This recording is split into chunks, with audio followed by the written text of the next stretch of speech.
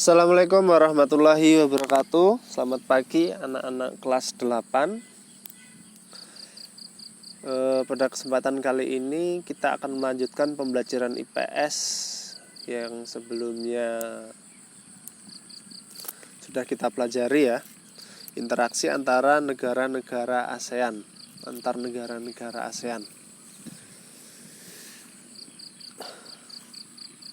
Sebelum kita mulai pembelajaran kita pada pertemuan kali ini, marilah bersama-sama kita buka dengan melafazkan bismillah. Bismillahirrahmanirrahim. Dengan diucapkannya bismillah, mudah-mudahan apa yang kita pelajari menjadi lebih mudah dan bermanfaat. Amin. Ya, langsung saja. Di sini pengertian faktor pendorong dan penghambat kerjasama. Ini sebenarnya sudah Bapak tugaskan kemarin ya. Sudah Bapak tugaskan ke kalian kemarin. Tapi kita bahas sekarang nggak apa-apa. Pengertian faktor pendorong dan penghambat kerjasama. Hubungan antar negara ASEAN semakin diperlukan seiring dengan munculnya berbagai macam kebutuhan yang berbeda-beda dari tiap-tiap negara anggota. Nah, di sini dapat disimpulkan bahwa kerjasama adalah menjalin hubungan antara dua negara atau lebih demi mencapai suatu kesepakatan. Tuh, kerjasama. Kenapa harus terjadi kerjasama di antara negara-negara yang ada di Asia Tenggara?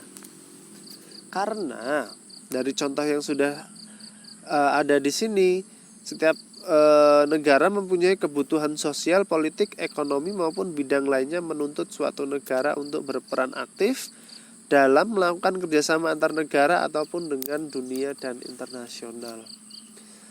Seperti yang sudah kita bahas pada kelas 7 yang lalu, bahwasanya setiap individu tidak mampu berdiri sendiri. Begitu juga dengan satu negara. Satu negara tidak mampu berdiri sendiri, ya, jarang yang bisa untuk berdiri sendiri tanpa ada interaksi dengan negara lain. Jarang sekali. Contohnya, Indonesia adalah suatu negara yang besar. Oke, kalau dari segi makanan segala macam, Indonesia mampu mencukupi sendiri. Meskipun masih kita dengar bahwa beras di Indonesia masih beli juga ngambil dari luar negeri, dari negara-negara Asia yang lain, Vietnam dan Thailand. Padahal Indonesia adalah negara agraris, tetapi masih impor beras. Tuh, saking tidak bisa hidup sendirinya Indonesia itu tadi loh. Atau contoh lain, kalaupun beras gak ngimpor, sumber daya makanan semuanya cukup, peralatannya, obat-obatannya dari Indonesia semua cukup nggak? Nggak cukup. Traktor dari mana? Dari Myanmar, dari Jepang, dari India. Motor, mobil yang untuk usahanya dari mana? Ya dari negara-negara lain. Tuh, makanya dibutuhkanlah kerjasama internasional. Kerjasama antar negara-negara ASEAN ini sangat-sangat dibutuhkan. Terdapat faktor pendorong dan penghambat kerjasama di antara negara-negara Asia Tenggara. Faktor pendorongnya ada persamaan dan perbedaan sumber daya alam. Ketika terdapat kesamaan, maka dia akan membentuk sebuah organisasi. Contohnya, kesamaan sumber daya alam antara beberapa negara dapat mendorong terbentuknya kerjasama antar negara. Sebagai contoh, negara penghasil minyak bumi membentuk suatu kerjasama yang diberi nama OPEC, Organization of Petroleum Exporting Countries. Nah, kenapa kok harus mendirikan kerjasama? Untuk menyepakati harga, supaya harganya itu tidak bersaing, supaya harganya itu satu kesatuan. Mau Indonesia yang jual, mau Arab Saudi yang jual, minyak harganya ya segitu. Yang minyak mentah ini ya, minyak mentah. Jadi tidak ada persaingan penurunan harga. oh beli tempatku aja, tempatku lebih murah. Nah kalau seperti itu akan terjadi persaingan yang tidak sehat. Kemudian perbedaan sumber daya alam. Kenapa kok perbedaan sumber daya alam bisa mendorong terjadinya kerjasama internasional? Ya karena perbedaan sumber daya alam. Contohkan saja di sini di Rawajitu Utara itu sumber dayanya padi. Nggak ada orang nanam kopi, nggak ada orang nanam teh.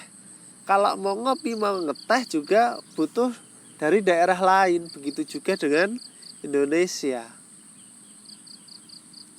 Ya,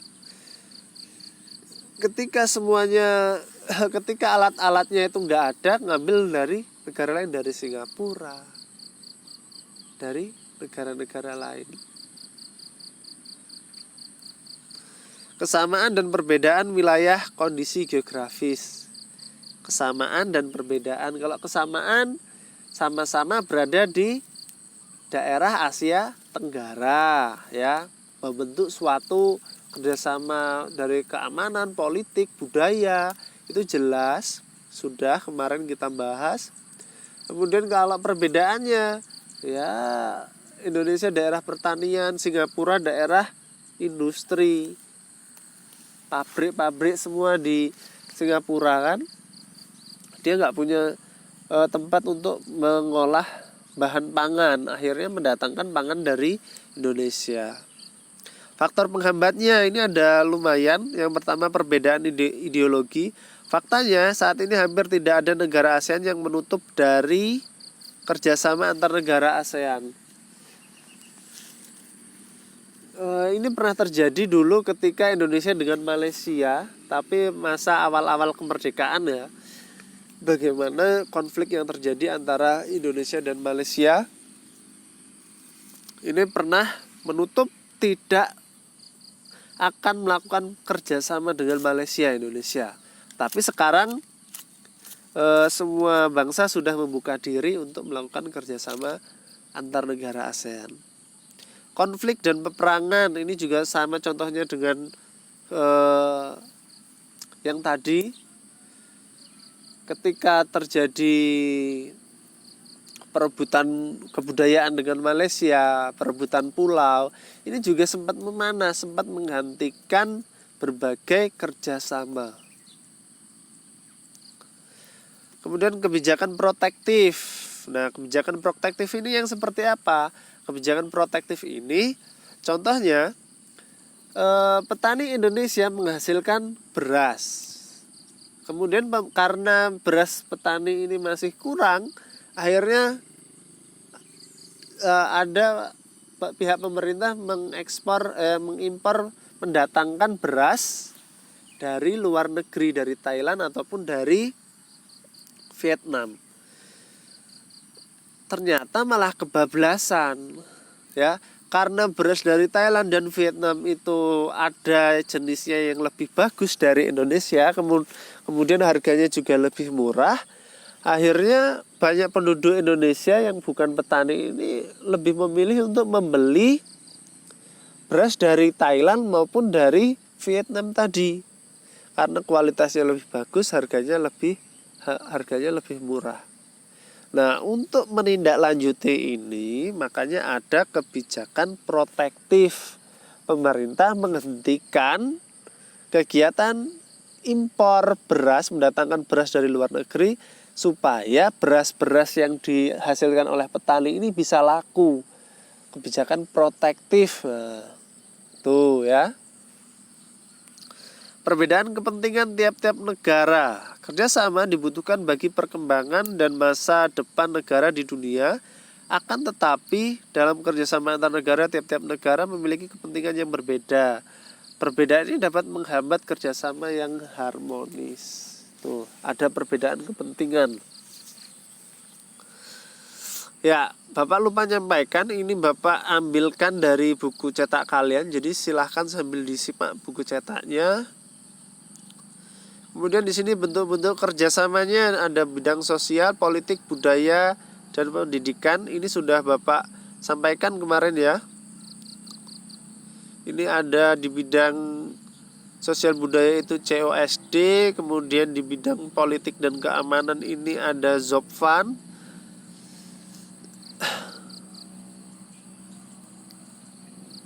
Ada ARF. Banyak ini jenis-jenisnya ya. Di bidang pendidikan ada ASEAN Council of Teacher Convention, terus pertukaran pelajar dan lain-lain ya. Kerjasama di bidang ekonomi, sosial, politik, budaya, dan pendidikan terhadap kehidupan di ASEAN. Pengaruhnya.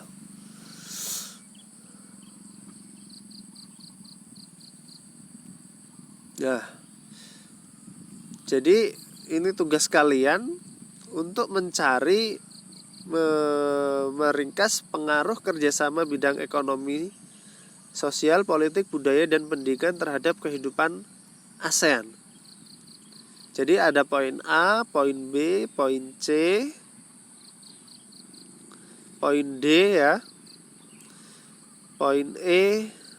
Nah, sudah itu saja. Jadi silahkan nanti kalian ringkas. Pokoknya nggak perlu banyak-banyak, yang penting sudah terdapat intinya gitu loh. Ya. Yang penting ada intisarinya, pengaruhnya itu apa di bidang ekonomi dengan adanya kerjasama ASEAN ini. Di bidang politik dengan adanya kerjasama ASEAN pengaruhnya apa ya. Jadi cukup sekian singkat untuk video kali ini. Marilah bersama-sama kita akhiri dengan alhamdulillah. Bapak tutup. Wassalamualaikum warahmatullahi wabarakatuh.